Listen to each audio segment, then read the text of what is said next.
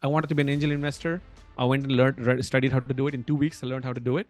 And then I went and became an angel investor. The famous, verse in Bhagavad Gita about like karmanyavadikaraste, which is, put your locus of control on the input.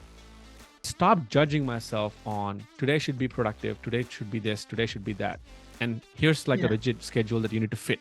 If any one of them discouraged me or screwed me up or like really, really gave me a punch in my belly into how do you sell is how do you persuade people? How do you make sure that you get the first 10 early beta customers to try it? JOLT, just one lively talk, resonating through voices, brings forth a special guest today. A notable alumni of BVRIT, a successful and visionary entrepreneur, co-founding 2 startups, he created a community for building founders called Build in Public. And through his podcast, chats with creators, builders, and people who build the future. We're immensely happy to start our podcast with such a person, Mr. Karthik Puvvada. Yeah, thank you. Thanks for having me.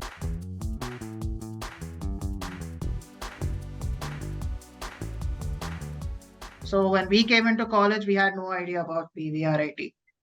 I want to know your experiences. What did you feel like when you were in BVRIT? I had a fantastic time. All I have, if I look back as I reflect on my time at BVRIT was, I just get a really warm and, grateful feeling for my 4 years there. I was in the EC department for 4 years, and, my biggest, there's so many memories, so many great memories. I'm sure a lot of you are going through this and you'll feel a lot more nostalgic, especially on the 4th year. I remember 4th year, I think it was 2nd semester. I almost didn't really pay attention to any of the classes, and I was just mostly feeling nostalgic. And, so you'll really realize how precious and, valuable the time that you got to spend with the friends there for 4 years. The big memory that I have looking back is, BVRIT for me was a launch pad, much more than just a college. I think I've said this a couple of times. I came back 2 years after I graduated, 3 years after I graduated. Chairman sir invited me to come back and give a speech. And I think I said the same thing, which is if you, really think about it as an opportunity, environment, a springboard for all your passions and interests and dreams, then the college will function that way, and I think, our management, I'm very close with Chairman Sir and Vice Chairman Sir. I think our management, they're very, very different. They're very rare in the sense that they understand that it's not just academics that's important, So much of my current success as an entrepreneur or as a podcaster now, or all these ventures that I'm doing now, I had the seeds planted when I was at BVRIT for the 4 years, So I experimented a lot. I explored a lot, so many interests. Kishore sir will remember that I've done so many random, seemingly random, crazy, insane things for an ECE student to do, but I did them because I had the passion. So there's a sense of nurturing environment that I think our college has, which I think is a part of the culture. So you've chosen EC after your intermediate. How did you become an entrepreneur after that? It's a long scenic route to get to where I'm. Well, we have all the time in the world. I know, but it's also one of those things where you almost can't predict where you'll end up, 10, 20 years, in which exact vehicle or which exact package of career you'll end up manifesting for you. Is it something that's impossible to tell when you're in the college? So the best, I think, thing that you can think about when you're going through the college is just to kind of keep an open mind and believe that, believe in your mindset and believe in your drive, which I think is what I had back then. I had such a leadership opportunity there, right? I was doing so many things where, even like LUGT, which is a nonprofit that I started along with Srikanth, who's a good friend.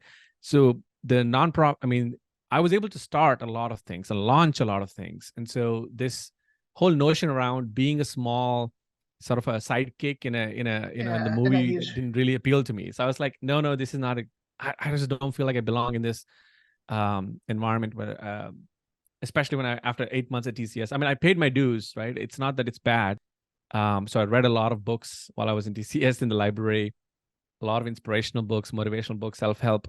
And all of that made me realize that I need to really be the creator of my destiny. If I want to, go to the next stage in my career, I'm the one who's responsible. Nobody's going to come save me, Sure.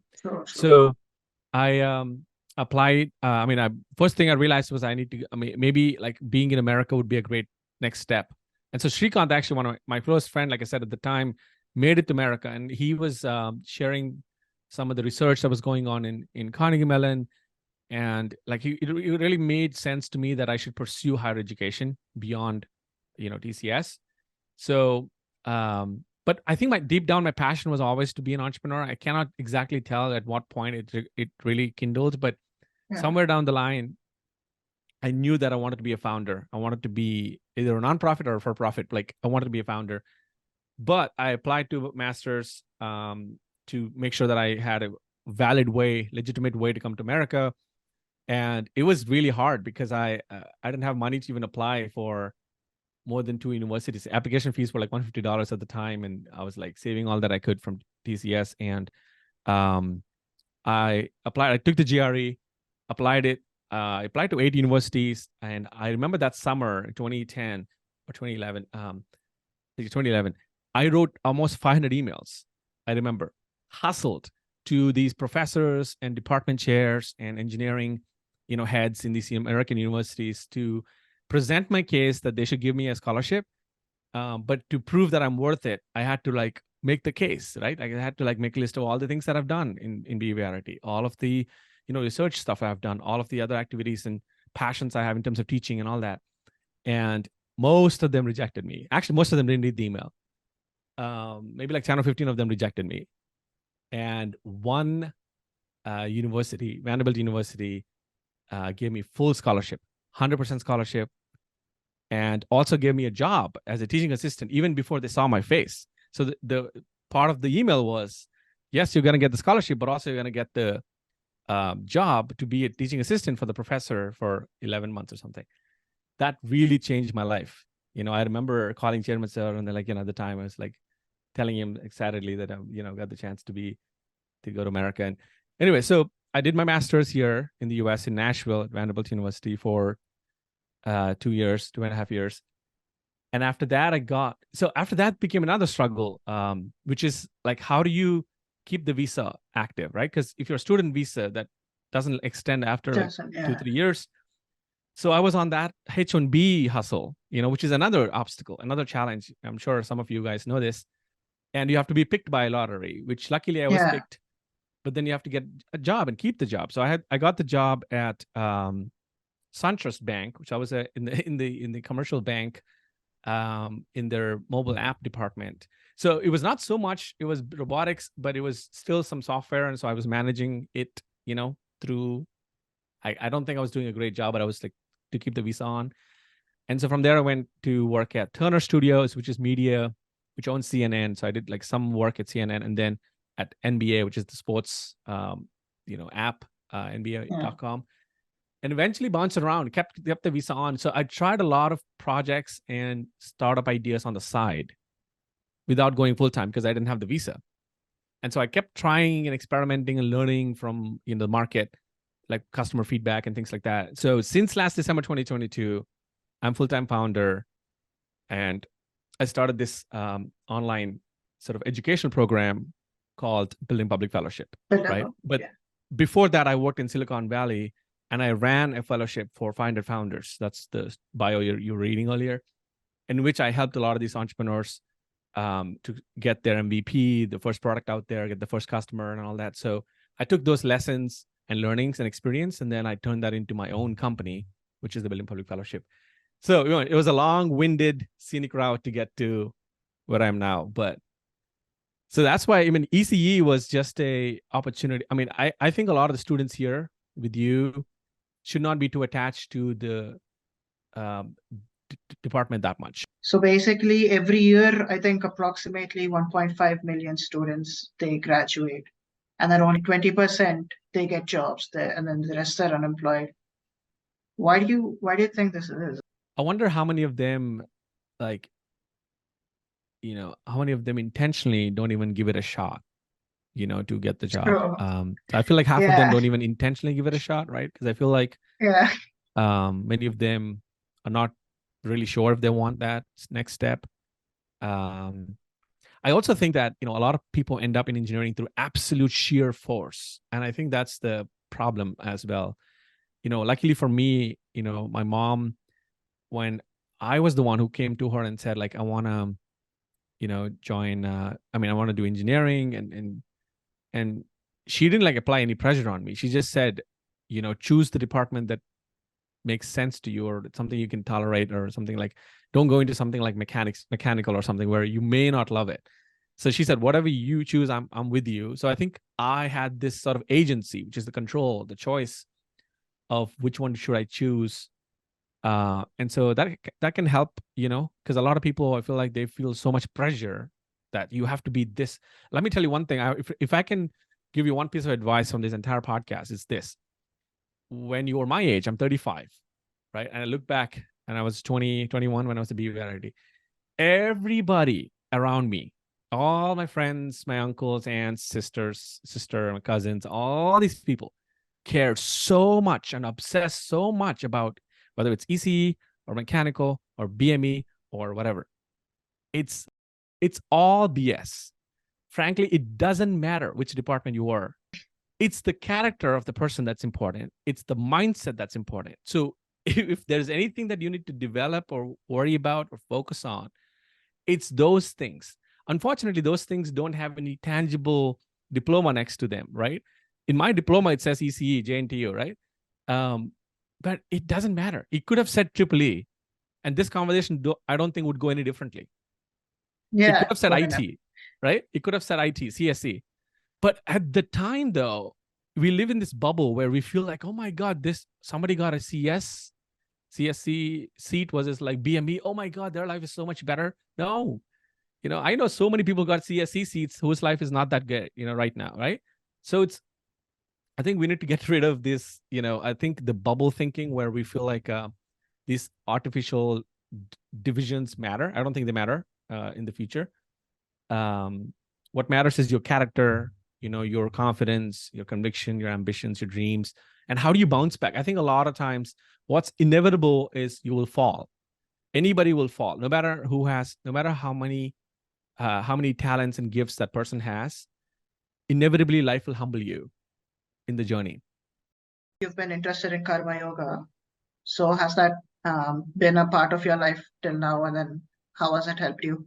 Yeah, definitely. I think I was struggling with, I remember coming to Kishore sir on this because I was struggling with doing something. I think I was putting a lot of effort into a particular, I think it was some project. I forgot. Maybe it was a campaign or some project, or maybe Zealots or one of those things. And I remember feeling like that my effort was not going into recognizable outcome, that I was not getting the reward that I was seeking. And it felt very frustrating, and I was like, wow, I'm putting so much effort and I'm pouring my heart into this and people are not noticing this, and all that. So I went to Kishore sir and I asked his advice of like, what should I do? And what should we, I think even Shrikant was there, I think, but like, he suggested that I should read Vivekananda's Karma Yoga book. And okay, I took that seriously and I went and got the book. And I think it's just like a small book, right? I mean, so read back to back, end to end. And I really realized, the essence of what I think he was saying, Vivekananda, and also like the famous, verse in Bhagavad Gita about like karmanyevadikaraste, which is, make sure you focus and put your locus of control on the input, and just do the deed for its own sake, and not worry too much about the results and rewards. And it was a very, very meaningful lesson that I learned at the time. It really helped me. It eased all the stress and anxiety I had at the time. And I feel like I've been keeping that top of mind, for many, many years since then. It's very hard to practice that. Like even now, I feel like sometimes I drift into trying to control the outcome too much, but most great things, the reward is comes in a much more delayed way. There's something called delayed gratification, where the people who have exhibited that quality, who can wait 6 months, 5 years, 10 years to get the results, are the ones who have exponential outcomes. What would you suggest to a young entrepreneur, like if he's going to make a startup? I don't think there's a recipe for where you should get started, like whether it's the idea first or marketing first or sales. They all kind of go together. And I used to think that if you just built a great product, that it will sell itself, which is another how do I put it? It's another rookie,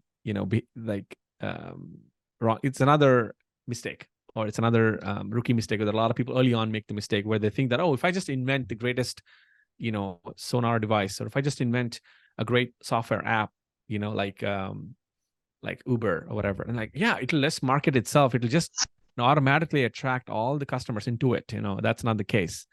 There's a saying in startups called distribution is king, which means like whoever has the reach to the means to go reach to customers, whoever has the reach to get to potential customers and also current customers, they tend to win.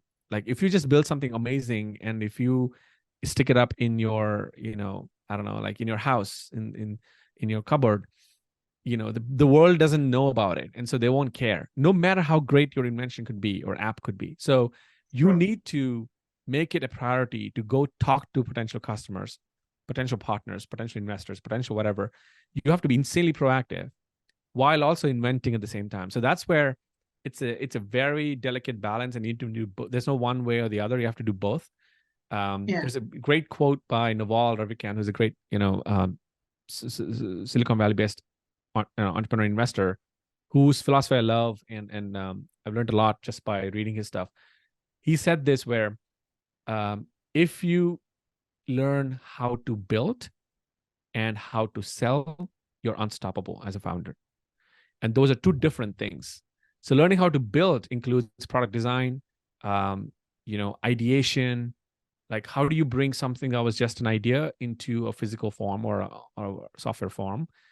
That requires a lot of meticulous UX user experience and UI design. If you talk tools, you require Figma and like Webflow and all these things. So that's the building side of it. Now, how do you sell is how do you persuade people? How do you make sure that you get the first 10 early beta customers to try it?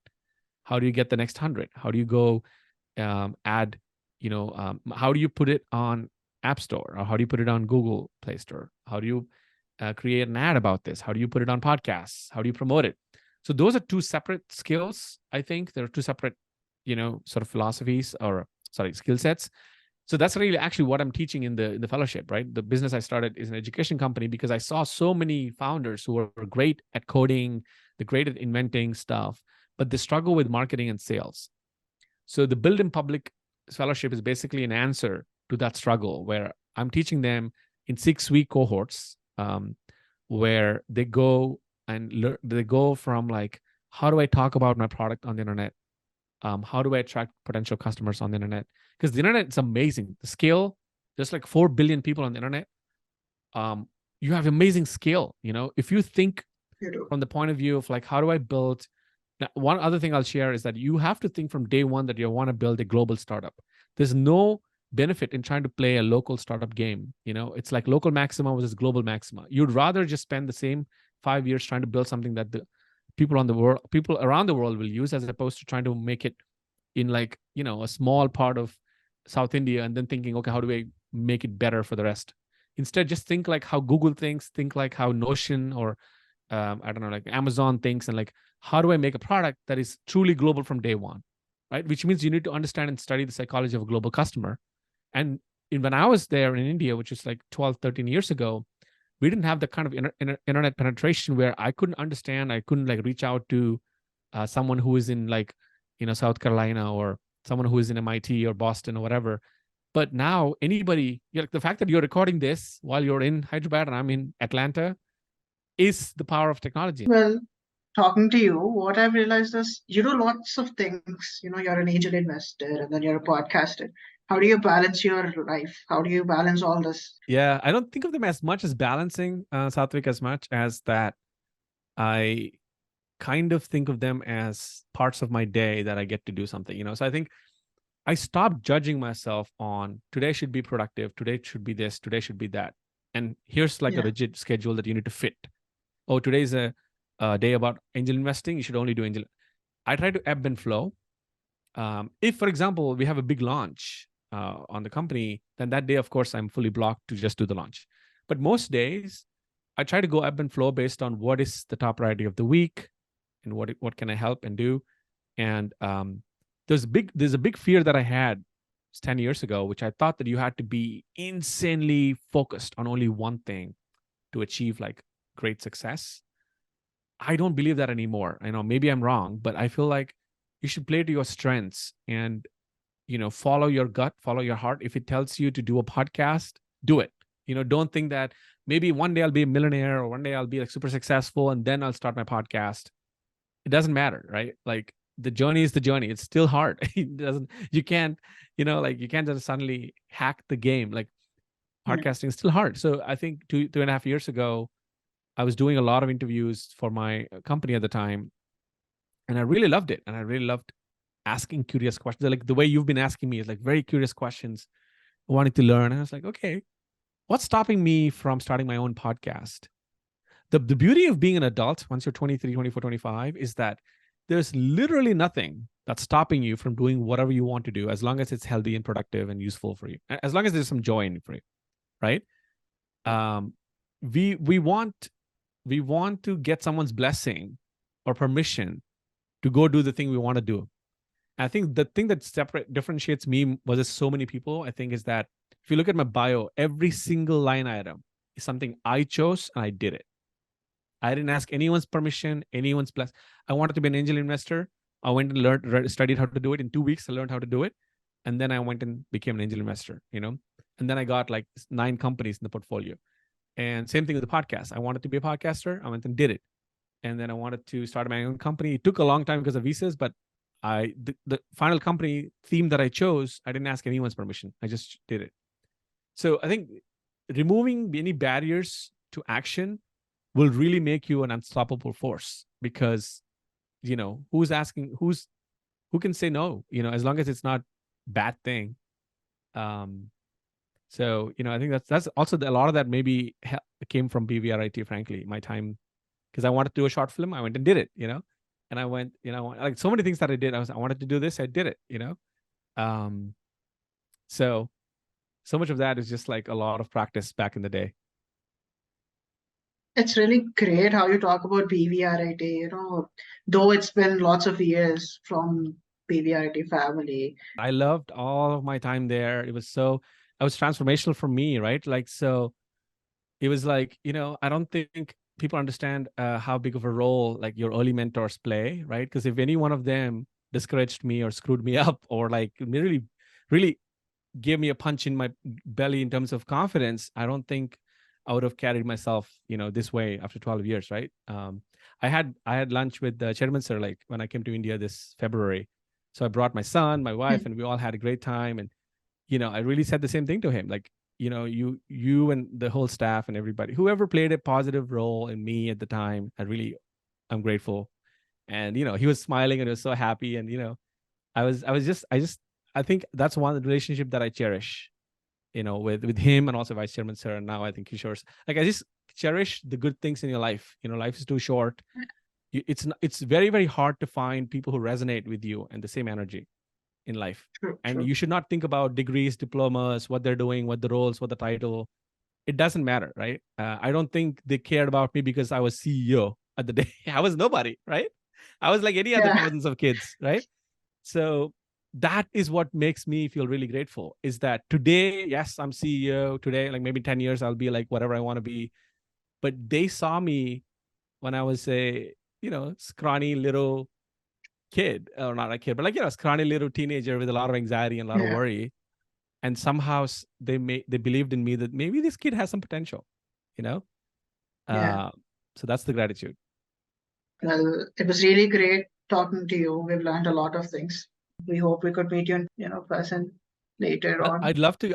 So next time when I'm in India, we'll arrange for me to come visit, BVRIT. Yeah. I'll talk to, whoever, and we'll probably do a, get together or something, like a meet and greet or something. This has been a blast.